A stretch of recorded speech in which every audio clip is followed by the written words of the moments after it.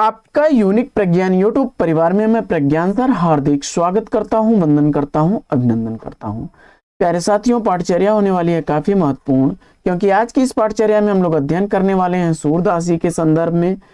तो आज की इस पाठचर्या को साथियों प्रारंभ करें इससे पूर्व अगर वीडियो को पहली बार देख रहे हैं तो आज चैनल पर नए हैं तो कृपया चैनल को सब्सक्राइब, वीडियो को लाइक और शेयर करना बिल्कुल ना भूलें। तो बिना समय गंवाए प्रारंभ करेंगे आज की पाठचर्या और देखेंगे आज की पाठचर्या का अध्ययन बिंदु। तो सबसे पहले हम लोग चर्चा करते हैं इनके जन्म पर। तो सूरदास जी के जन्म काल को लेकर के विद्वानों में मतभेद है। वैसे तो सामान्य तौर पर इनका जन्म 1478 ईस्वी और मृत्यु 1583 ईस्वी मानी जाती है, लेकिन 1478 ईस्वी स्वीकार करने वाले विद्वानों में बच्चन सिंह व विश्वनाथ त्रिपाठी हैं। वहीं 1479 ईस्वी राम स्वरूप चतुर्वेदी जी ने माना है, जबकि 1483 ईस्वी में राम कुमार वर्मा जी ने इनका जन्म माना है। सूरदास जी के जीवन का परिचय: नाभादास की रचना भक्तमाल, गोकुलनाथ की रचना 84 वैष्णवन की वार्ता, यदुनाथ की रचना बल्लभ दिग्विजय और हरिराय की रचना भाव प्रकाशावली या भाव प्रकाश में मिलता है। संवत 1580 के आसपास वल्लभाचार्य का शिष्य आचार्य शुक्ल ने माना है कि ये बने हुए होंगे, जबकि हजारी प्रसाद द्विवेदी जी ने माना है कि वल्लभाचार्य के संपर्क में ये 1523 ईस्वी के आसपास संपर्क में आए थे। 1509 से 10 ईस्वी में सूरदास वल्लभाचार्य के संपर्क में आए तो वल्लभाचार्य ने सूरदास को भजन गाने के लिए कहा। सूरदास ने जो भजन सुनाया था वह कुछ इस प्रकार था कि प्रभु हूँ सब पतितन को टीकऊं, हूँ हरि सब पतितन को नायक। इस पर वल्लभाचार्य ने डांटते हुए कहा कि सूर हुए के ऐसे घिघियाए काहे को हूँ, कुछ भगवत लीला वर्णन करी। तो बढ़ते हैं आगे।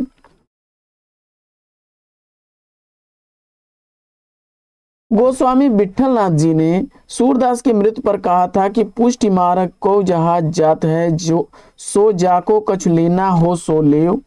वहीं विठलनाथ ने अपनी पूजा पद्धति में युगलोपासना का समावेश किया था, जबकि वल्लभाचार्य ने राधा का उल्लेख नहीं किया। हालांकि सूरदास ने राधा का उल्लेख किया है। आगे बढ़ते हैं।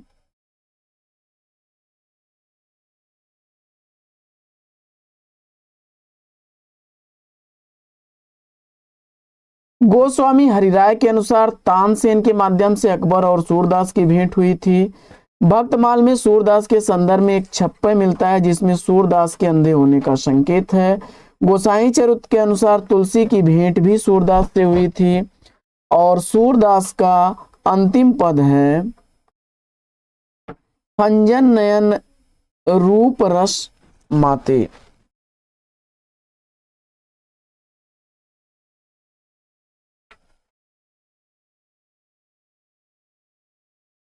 करें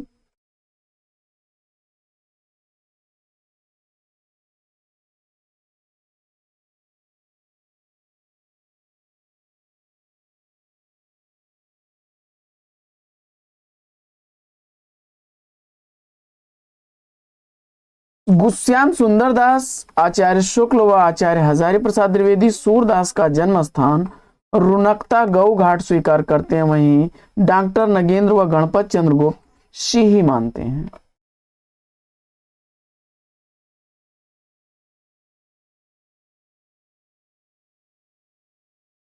सूरदास की साधना भूमि गोवर्धन थी और उनकी मृत्यु पारसौली में हुई थी। आईने अकबरी व मुंशियात अबुल फजल में किसी सूरदास का उल्लेख मिलता है। सूरदास ने भक्त की प्राप्ति के लिए वैधि भक्ति को आवश्यक माना है। ज्ञान कर्म योग और उपासना भी इनके समक्ष निरर्थक हैं।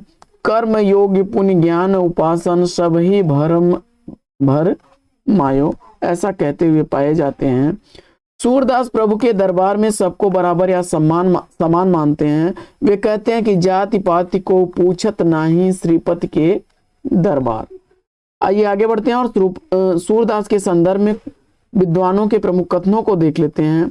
तो सबसे पहले आचार्य शुक्ल जी के कथनों को देखते हैं। शुक्ल जी का पहला कथन हम लोग लेते हैं।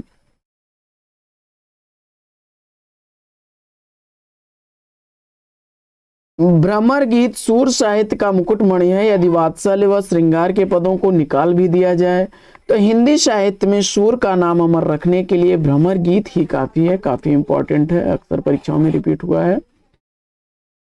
अगला कथन है सूरदास के संदर्भ में आचार्य शुक्ल जी का कि वात्सल्य और श्रृंगार के क्षेत्रों में जितना अधिक उद्घाटन सूर ने अपनी बंद आंखों से किया उतना किसी और ने नहीं। इन क्षेत्रों का वे कोना कोना झांकाए हैं।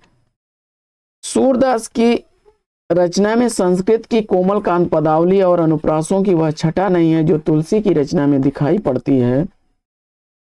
श्रृंगार और वात्सल्य के क्षेत्र में जहां तक इनकी दृष्टि पहुंची है वहां तक किसी कवि की नहीं। अगला कथन है कि वे लिखते हैं कि हिंदी साहित्य में श्रृंगार रस का राजत्व किसी कवि ने पूर्ण रूप में दिखाया है तो वे सूर ने। अगला कथन है कि सूरदास में जितनी सहृदयता और भावुकता है प्रायः उतनी चतुरता और वाग विदग्धता भी है। हास प्रयास और छेड़छाड़ के साथ प्रेम व्यवहार का अत्यंत स्वाभाविक आरंभ सूरदास ने दिखाया है। आगे बढ़ते हैं। सूर की बड़ी भारी विशेषता है नवीन प्रसंगों की उद्भावना। प्रसंगोद्भावना करने वाली ऐसी प्रतिभा हम तुलसी में नहीं पाते। सूर की काव्य रचना इतनी प्रगल्भ और काव्यपूर्ण है कि आगे होने वाले कवियों की श्रृंगार और वात्सल्य की उक्तियां सूर की जूठन मालूम पड़ती हैं। यह भी कथन किसका है? शुक्ल जी का है। शुक्ल जी ने लिखा है कि सूर्य की काव्य रचना इतनी प्रगल्भ और काव्यपूर्ण है कि आगे होने वाले कवियों की श्रृंगार और वात्सल्य की उक्तियां सूर्य की जूठन सी मालूम पड़ती हैं। और सूर जीवनोत्सर्ग के कवि हैं, ऐसा कथन भी शुक्ल जी का है। आगे शुक्ल जी लिखते हैं कि जिस प्रकार रामचरित का गान करने वाले भक्त कवियों में गोस्वामी तुलसीदास का स्थान श्रेष्ठ है, उसी प्रकार कृष्णचरित गाने वाले भक्त कवियों में महात्मा सूरदास का वास्तव में वे हिंदी काव्य गगन के सूर्य हैं, चंद्र हैं। यह भी इंपॉर्टेंट कथन है, रिपीट हुआ परीक्षा में। सारे ही कथन बड़े इंपॉर्टेंट दिख रहे हैं। सूरदास का सबसे मर्मस्पर्शी और वाग वैदग्ध्य पूर्ण अंश भ्रमर गीत है, जिसमें गोपियों की वचन वक्रता अत्यंत मनोहारिणी है। ऐसा सुंदर उपालब्ध काव्य और कहीं नहीं मिलता। आगे सूर सागर मुक्तक काव्य होते हुए भी प्रबंधात्मकता के सूत्र संभाले हुए चलती हुई ब्रज भाषा की सबसे पहली साहित्यिक रचना होने पर भी बड़ी सुडौल और परिमार्जित है। अगला कथन शुक्ल जी का देखते हैं सूर के संदर्भ में। इस सूर का संयोग वर्णन एक क्षणिक घटना नहीं, संगीत में जीवन की एक गहरी चलती धारा है, जिसमें अवगाहन करने वाले को दिव्य माधुर्य के अतिरिक्त कुछ नहीं दिखाई पड़ता। आगे इनका भी प्रलभ श्रृंगार। अगला कथन है सूर के संदर्भ में, इनका भी प्रलभ श्रृंगार भी ऐसा है कि विस्तृत और व्यापक है। वियोग की जितनी अंतर्दशाएं हो सकती हैं, जितने ढंगों से उन दशाओं का साहित्य में वर्णन हुआ है और सामान्यतः हो सकता है, वे सब उसके भीतर मौजूद हैं। आगे अगला कथन है इनका शुक्ल जी का कि सूर की गोपियों का विरह खाली बैठे साकार दिखाई देता है, उन्हें विरह की गंभीरता नहीं। अगला कथन शुक्ल जी का है कि सूर्य का वियोग वर्णन के लिए ही है, परिस्थिति के अनुरोध से नहीं। अभी इंपॉर्टेंट है, कई बार परीक्षाओं में रिपीट हुआ है। आगे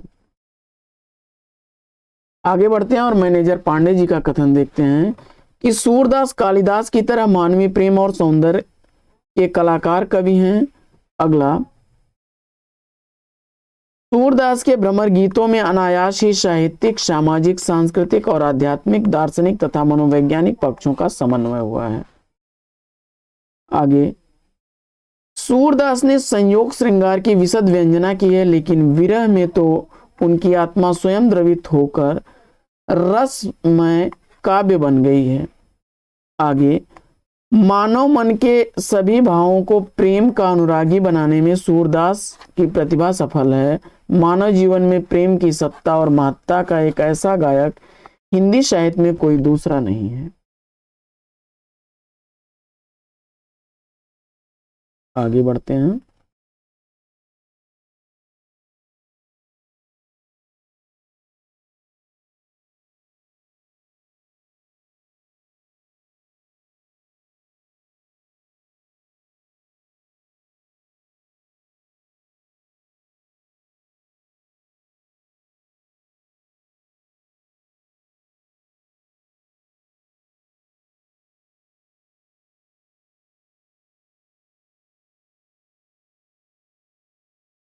मैनेजर पांडे का अगला कथन है कि सूर्य के संयोग चित्रों में राधा कृष्ण के शरीर, प्राण, मन और आत्मा की एकता का वर्णन है। वहीं हजारी प्रसाद द्विवेदी जी लिखते हैं कि सूरदास के संदर्भ में कि प्रेम के 1.25 लाख गानों का समुद्र एक बार भी उद्वेलित नहीं हुआ, कहीं भी निर्मर्याद नहीं हुआ। सूरदास ब्रज भाषा के प्रथम कवि हैं और लीला गान का महान समुद्र सूर सागर ही उनका प्रथम काव्य है।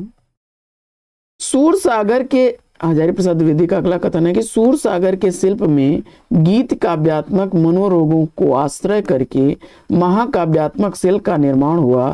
ताजमहल शाही महाकाव्यात्मक शिल्प है जिसका मूल मनोराग गीति काव्यात्मक या लिरिकल है। हजारी प्रसाद द्विवेदी जी लिखते हैं कि बाल कृष्ण की एक एक चेष्टाओं को चित्रण करने में कवि कमाल की होशियारी और सूक्ष्म निरीक्षण का परिचय देता है।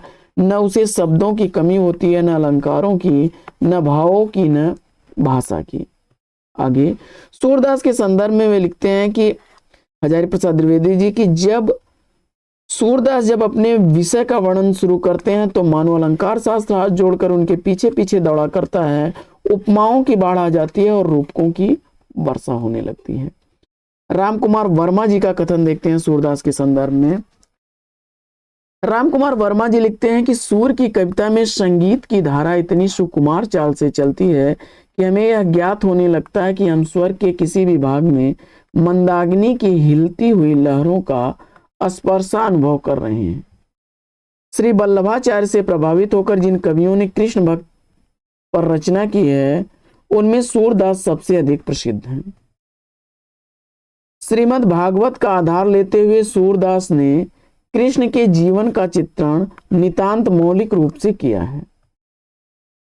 भाषा के विचार से सूरदास प्रथम कवि हैं जिन्होंने ब्रज भाषा को साहित्यिक रूप दिया। सूरदास की कविता में हम विश्वव्यापी राग सुनते हैं। वह राग मनुष्य हृदय का सूक्ष्म उद्गार है। उसी राग में मानव जात की सभी वृत्तियां निहित हैं। अगला कथन देखते हैं रामकुमार वर्मा जी का।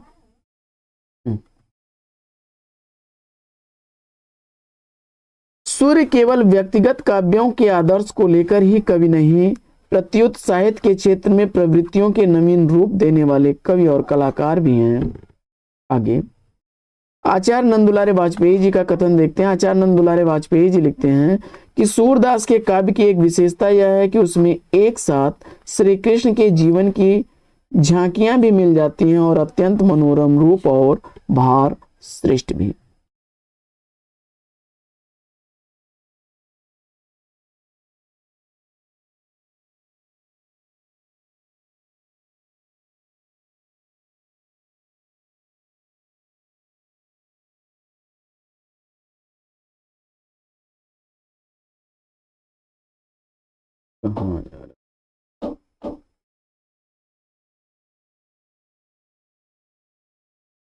अगला कथन है नंदुलारे वाजपेयी का कि स्वाभाविकता में अलौकिकता का विन्यास सूरदास की प्रमुख काव्य साधना है।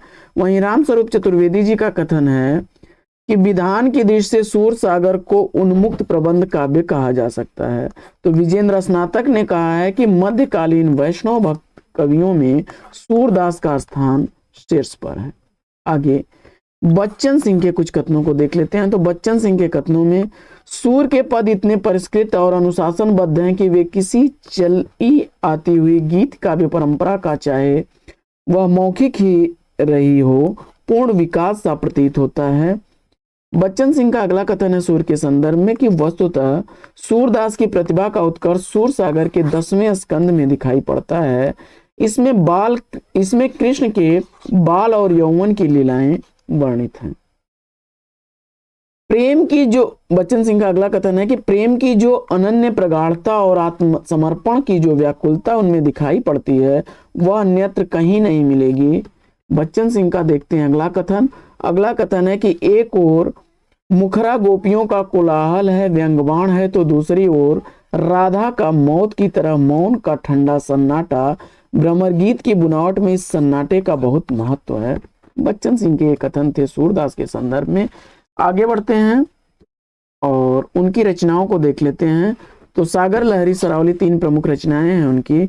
सूर सागर के संदर्भ में कुछ परिचय देखते हैं। तो भागवत पुराण का यह उपजीव्य ग्रंथ है। इसमें भागवत पुराण की तरह 12 स्कंद हैं और पदों की संख्या 4936 है।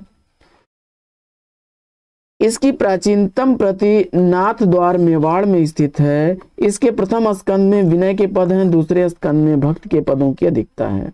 इसके 9वें स्कंद में राम अवतार की कथा है। वहीं 10वां स्कंद बाल लीला, गोचारण, वंशी वादन, रास तथा भ्रमर गीत है। सर्वाधिक पद बाल लीला के ही इसमें हैं। 12वें स्कंद में बौद्धावतार, कल्कि अवतार है।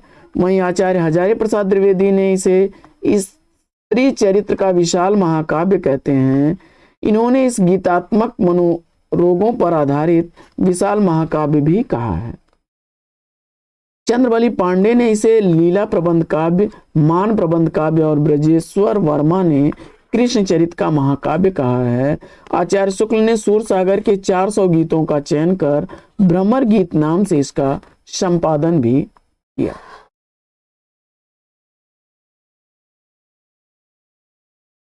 आगे बढ़ते हैं। इनकी दूसरी रचना सूर तरावली पर करते हैं चर्चा।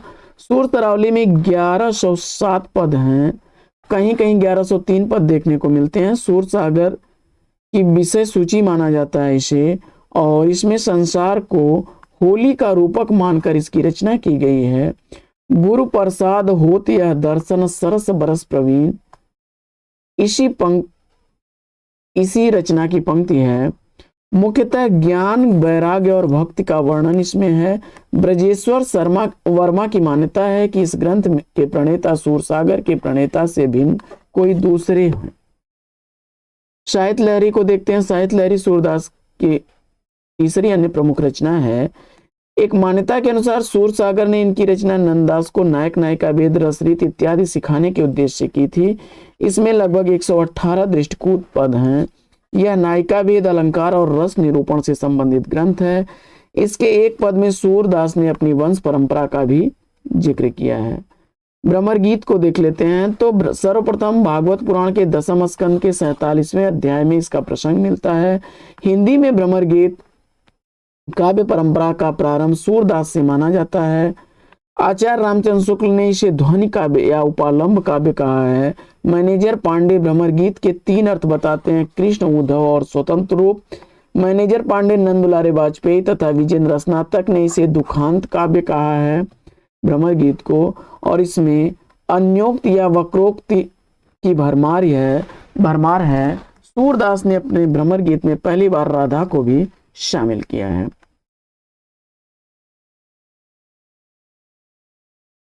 भ्रमर गीत से संबंधित रचनाकारों में नंददास की रचना है। भंवर गीत नाम से परमानंद दास, कुंभन दास, और परमानंद दास, कुंभन दास ने भी भ्रमर गीत की रचना की है। इसके अलावा तुलसीदास का भी भ्रमर गीत पर आधारित कृष्ण गीतावली रचना है। तो साथियों, आज की यह पाठचर्या हमारी आधारित थी सूरदास पर। कैसी लगे कमेंट्स करके जरूर बताइएगा। तो आज की इस पाठचर्या में लेते हैं यहीं पर विराम। फिर मिलेंगे आपसे अगले वीडियो में एक नए प्रश्न, नए टॉपिक, एक नए अंदाज में। तब तक के लिए लेंगे आपसे विदा। आपका जीवन मंगलमय हो। बेस्ट विशेष बेस्ट ऑफ लक। जय हिंद साथियों।